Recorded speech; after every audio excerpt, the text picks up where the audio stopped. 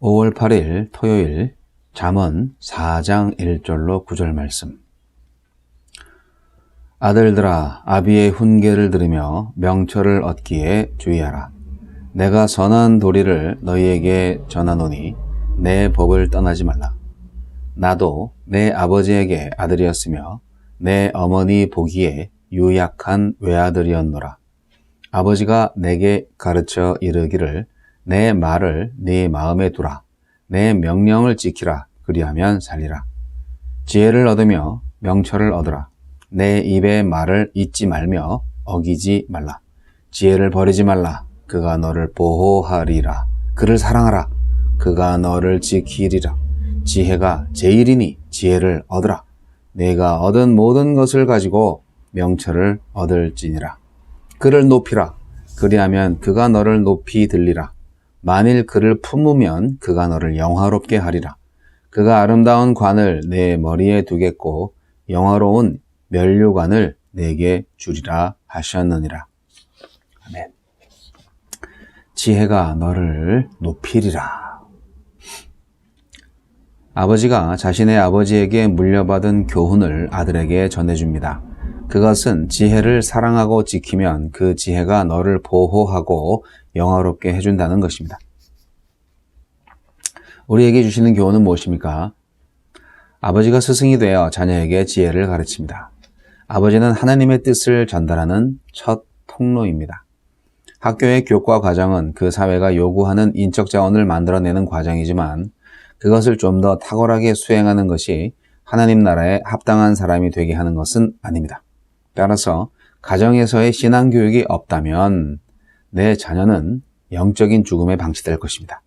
우리 자녀들은 어디서 선한 도리를 배우고 있습니까? 자녀들이 붙들어야 할 생명의 법을 어떻게 가르쳐주고 있습니까?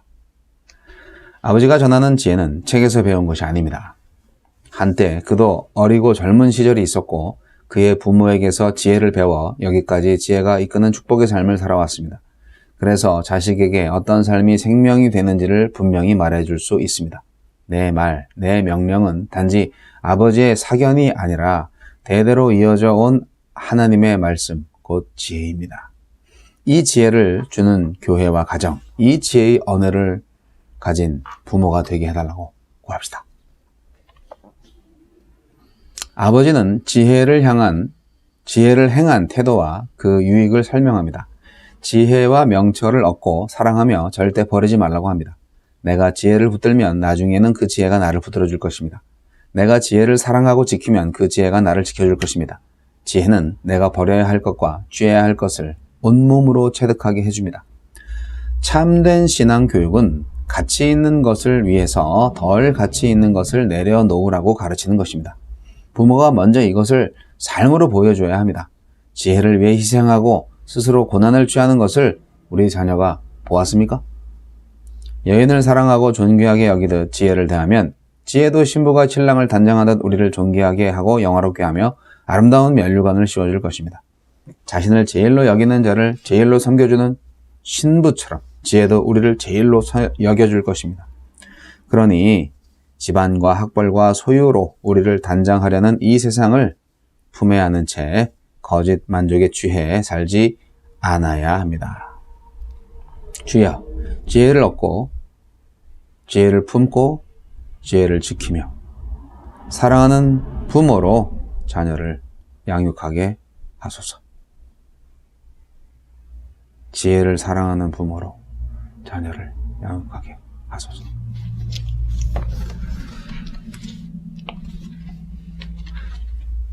오늘은 5월 8일이니까 한국에서는 어버이날로 지키는 날이죠. 어버이의 은혜에 감사하며 카네이션을 달아드리는 날이기도 하는데요. 미국 같은 경우에는 5월의 둘째 주일을 Mother's Day, 어머니의 날로 정하고 있고 6월 셋째 주일날을 Father's Day, 아버지의 날로 정하고 있죠. 그래서 오늘 말씀은 또 의미가 있습니다. 참 자녀들한테 어떻게 훈계를 할 것인가? 잔소리가 아니라 어떻게 생명의 지혜를 전수해 줄 것인가? 그게 참 부모로서의 사명인데 참 힘들죠.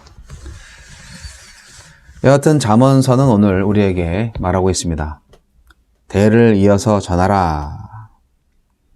아버지는 자식에게 훈계를 듣고 명철을 알고 아버지가 준 법을 버리지 말라고 당부하고 있습니다.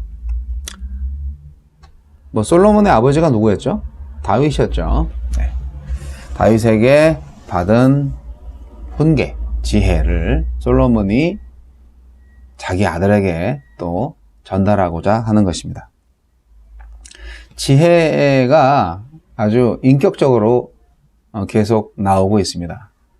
지혜가 말씀이고 지혜가 하나님이죠. 다른 어떤 것보다도 지혜를 얻으라고 오늘 말씀은 강조하고 있습니다. 다른 무엇을 추구하는 것보다 훨씬 앞서야 한다는 것입니다. 우리가 지혜를 얻을 뿐 아니라 지혜를 사랑할 때 그 지혜가 우리를 보호할 것이다. 그렇게 말씀하고 있네요. 네, 그렇습니다. 그만큼 하나님의 지혜는 아주 필수적인 겁니다. 그건 거의 생명을 얻게 하는 겁니다. 생명을 얻게 하고 환난을 면케 하는 것이 바로 하나님의 지혜라는 사실을 우리가 잊지 말아야 합니다. 그래서 지혜는 간절히 구해야 하는 것이고 반드시 얻어야 하는 것이죠. 요즘 우리 주변을 보면 참 말세지 말이다 라는 생각을 하게 됩니다. 어제도 뉴스를 봤는데 술 취한 택시 승객이 택시에다가 토했어요. 그래서 택시 운전사가 나무랐죠.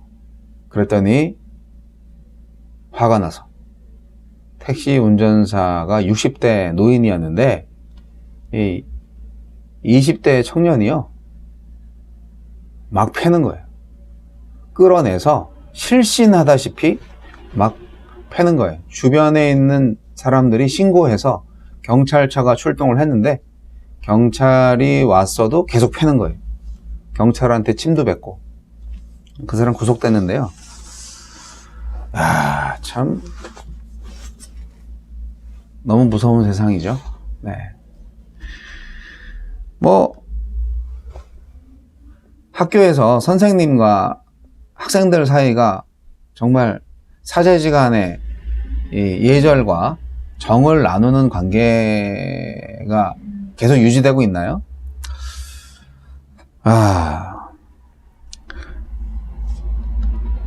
모르겠어요.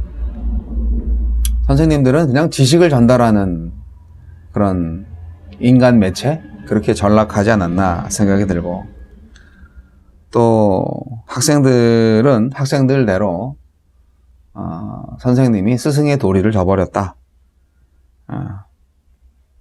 그렇게 생각하는 사람들한테 욕하고 선생님을 때리기도 하고 그런 뉴스를 또 많이 보죠. 참 힘들죠. 참 힘듭니다. 이 올바른 교육 방법이 사라진 것 같다라는 생각이 드는데 가정교육이 어쨌든 필요합니다. 그것밖에는 수가 없어요. 학교교육, 인성교육을 위해서는 가정의 교육밖에 없습니다. 신앙교육 마찬가지죠. 신앙을 전수시키는 것 가정에서밖에 못합니다. 교회에서 안 돼요.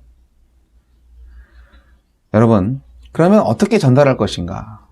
어떻게 신앙을 전달할 것인가? 어떻게 훈계를 제대로 할 것인가? 참 고민되죠? 그것은 인격적인 훈계여야 한다 생각합니다. 우리가 지식 전달 갖고는 안 되고요. 예수님처럼 12제자를 불러서 정말 생사고락을 같이 하면서 인격적인 교훈을 주신 것처럼 우리도 자녀들한테 함께 삶의 지혜를 전달할 수 있는 기회를 많이 만들어야 합니다. 솔선수범해야 되는 거죠. 예. 내가 이렇게 보여주는 거죠. 이렇게 하는 거야. 예. 내가 안 하면서 자식들한테 하라고 그러면 되겠어요? 안 됩니다. 100개를 아는 게 중요하지 않습니다. 하나를 알아도 그것을 실천하는 게 중요하죠. 구슬이 서말이라도 꿰어야 보배다, 이런 말이 있잖아요. 그렇기 때문에 본이 되는 것이 아주 중요합니다. 예를 들어서 너희는 행복한 부부 생활을 해야 된다. 결혼해서 행복하게 잘 살아야 된다. 그거를 부부싸움을 하는 거를 자식들한테 보여주면서 그런 훈계를 하면은 그게 되겠습니까? 말이 필요 없어요. 그냥 부부로서 부모된 부부가 서로 행복하게 사랑하며 사는 것을 그냥 집안에서 보여주면 됩니다. 그러면 자녀들이 저절로 체득하게 되는 거죠. 아, 부부는 사랑하는 거구나. 아, 부부는 행복한 게 정상이구나. 그런 거죠. 그리고 우리가 자녀들을 교육할 때 소망의 훈계가 되어야 합니다. 그러니까 뭔가 기대할 수 있는 것이 있어야 됩니다. 듣는 자의 마음 가운데에서 아름다운 미래를 꿈꾸게 하는 거죠. 제자들을 예수님께서 교육하실 때 당장은 이루어지지 않더라도 예수님은 끝까지 기다리셨어요. 인내하셨어요. 예수님 부활하시기 전까지 제자들은 다 실패자들이었잖아요. 얼마나 답답하셨을까. 그러나 소망에 인내를 하신 것 같아요. 오래 참으셨죠. 우리가 자녀들에 대해서도 마찬가지라고 생각을 합니다. 우리가 나에 대해서, 나 자신에 대해서, 또 나의 자녀들에 대해서, 친구에 대해서, 다른 가족들에 대해서 요즘 세대는 정말 빨리빨리 실망하는 것 같아요. 조금 기대하다가 그냥 단념해버려요. 글쎄요. 하느님이 주신 마음은 아닌 것 같아요. 일방적인 교육의 관계는 없습니다. 일방적으로 교훈을 주고 교훈 받는 사람은 그걸 일방적으로 받아들여야 되는 그런 건 없어요. 교육은요, 상호 관계가 필요한 거예요. 그렇기 때문에 우리 미셔널 처치 지체들이 서로에게 선생이 되고 서로에게 학생이 되기를 저는 바랍니다. 서로에게 부모가 되고 서로에게 자녀가 되기를 바랍니다. 예수 그리스도께서 우리의 참 스승이 되시지 않았습니까? 우리를 항상 인도하시는 분은 예수 그리스도십니다. 그렇기 때문에 서로를 세워주는 관계가 필요합니다. 그래서 견고하게 세워져 가는 교회를 볼 수가 있게 되는 거죠. 사랑하는 성도 여러분, 지혜를 전수하셔야 돼요. 지혜를 전수하셔야 돼요. 지혜를 알고 사랑하고 높이도록 지혜를 가르쳐야 됩니다. 그것이 진정한 영적 유산입니다. 여호수아를 기억하는 장로가 사라졌을 때 그 다음 세대는요, 다른 세대가 되었지 않았습니까? 하나님을 모르는 세대, 자기 눈에 옳은 대로 결정하고 행동하는 세대가 되었잖아요. 신앙의 유산이 전수되지 않고 세상 문화와 가치관에 우리 자식들의 영혼이 지금 점령당하고 있어요. 그렇게 돼서는 안 되죠. 사랑하는 성도 여러분, 지혜를 붙들고 지혜를 사랑하고 지혜를 높이십시오. 그 신앙의 지혜를 반드시 전수하세요.